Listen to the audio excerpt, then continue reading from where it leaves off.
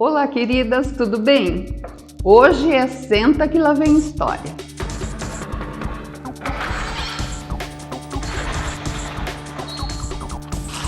Senta que lá vem a história.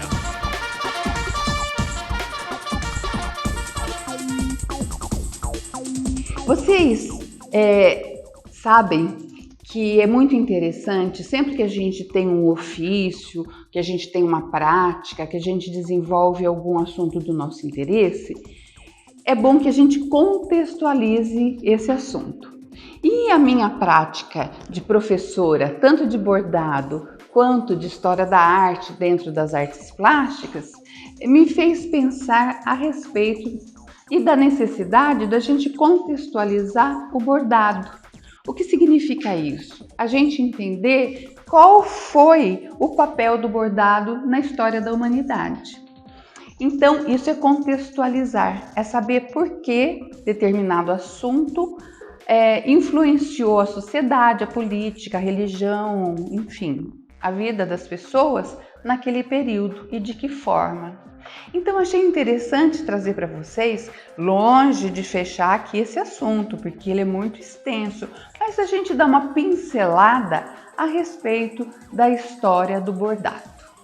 Muito bem, segundo alguns achados e arquivos arqueológicos, a gente não consegue determinar exatamente a data onde inicia a prática do bordado, mas a gente observa que essa ligação, essa parceria entre agulha e linha, ela começa lá atrás na pré-história. E lá na pré-histórica, logicamente, o contexto era outro. A gente sabe que a avaliação estética do bordado de hoje em dia não dá para se comparar com o que aconteceu naquela época.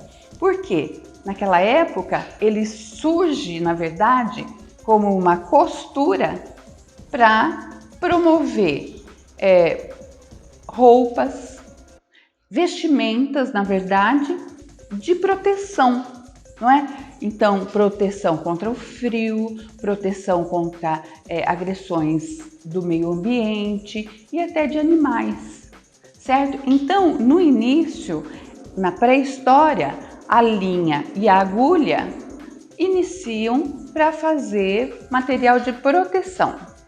E muitos achados arqueológicos nos mostram que as agulhas daquela época, elas eram feitas com ossos de animais. E a linha usada, o fio usado para que se unisse essas peles, elas eram feitas de fibras naturais, cipózinhos e inclusive com tripas de animais também, que eram bastante resistentes. Então a gente vê que na pré-história o uso do que poderia ser o início do bordado acontece para proteção das pessoas, contra essas intempéries.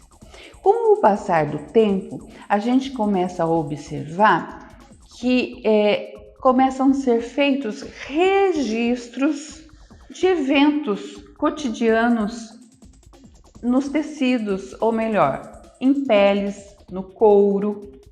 E na medida que os tecidos foram aparecendo, usando fibras naturais, tingimento natural, esses registros foram feitos nessas peças, Então, as tribos se diferenciavam por alguns padrões de bordado. Então, no início, ele não era decorativo, ele era utilitário, um bordado utilitário. Então, a gente está falando de pré-história, de registros, então, de situações de cotidiano, de situações para segurança e proteção. E quando a gente chega na Idade Antiga, que a gente observa aqueles povos que moravam ali na margem do rio Eufrates, aquela região muito rica na antiguidade, onde tinha Grécia, onde tinha o Egito, a gente já encontra o bordado decorativo, nas roupas, nas túnicas. Então, os nobres exerciam tanto a prática do bordado, como eles usavam aquelas roupas maravilhosas, bordadas, com fios já mais específicos para esse bordado, com fios com pedacinhos de ouro e cobre. As agulhas também já tiveram um desenvolvimento, né, porque já estávamos na era do metal. Então a gente observa que nesse momento o bordado vem já como decoração das vestimentas, de quadros para se colocar na parede. Então já existe uma evolução. Muito bem.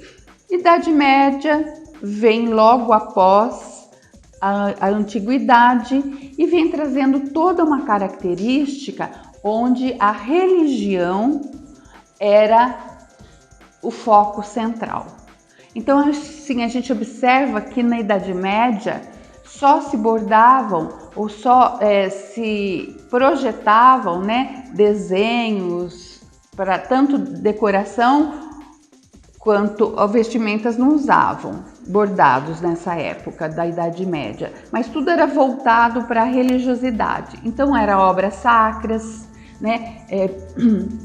Bordava-se muito santos e tudo voltado para a religião. Então foi uma época onde se desenvolveu muito bordado, mas assim como as artes plásticas, sempre voltado ao religioso. Muito bem.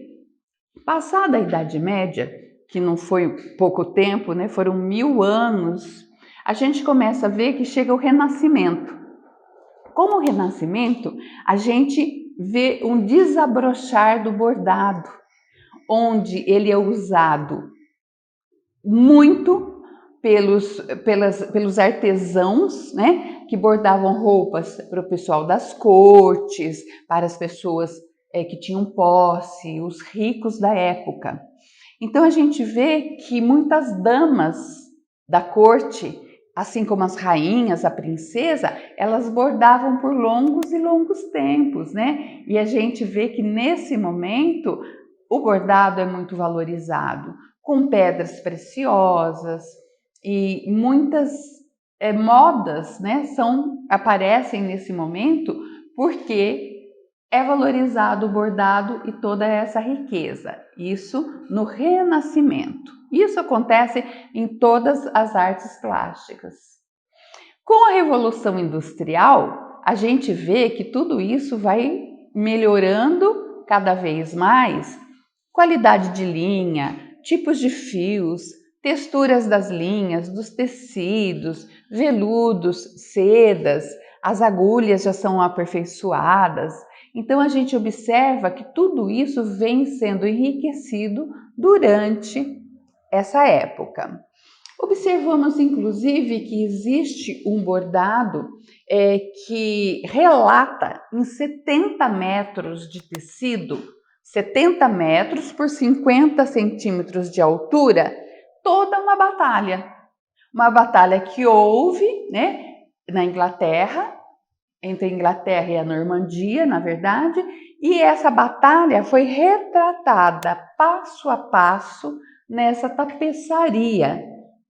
E ela tinha exatamente, e tem ainda, porque ela se encontra no museu, 70 metros de comprimento, para vocês verem a importância do bordado, né? Assim como a pintura nas artes plásticas. Muito bem. Com a Revolução Industrial, a gente vê a chegada das máquinas de bordar. Então, muita coisa foi desenvolvida para se bordar em máquinas, né, mecanicamente. Mas com certeza isso foi uma evolução, foi necessário, ela fez com que houvesse uma produção em massa do bordado, mas tirou aquele detalhe que só o olho humano conseguia enxergar e imprimir no seu bordado à mão.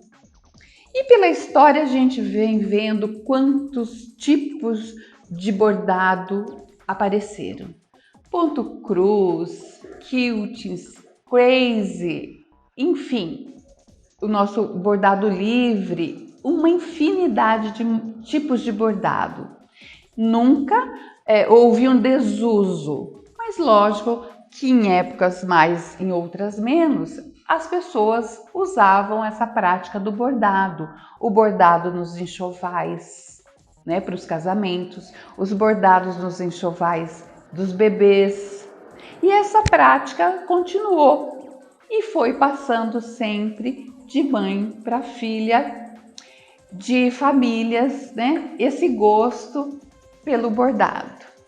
E hoje em dia a gente vê o quanto esse bordado é uma tendência, o quanto esse bordado é importante, traz benefícios para a nossa saúde, o quanto esse bordado traz recursos financeiros, né, para quem pratica, tanto para associações quanto pessoas individuais. E nesse momento, e isso me traz muita alegria, ver quantas pessoas se interessam por bordar e principalmente por ensinar a bordar, para que esse talento ou essa prática não caia em desuso e a gente possa continuar passando de mãe para filha, de amiga para amiga, de professora para aluna, tendo essa diversidade que nós temos hoje, de qualidade de linha, de quantidade de cores, que a gente vê quantos trabalhos lindos que a gente pode fazer.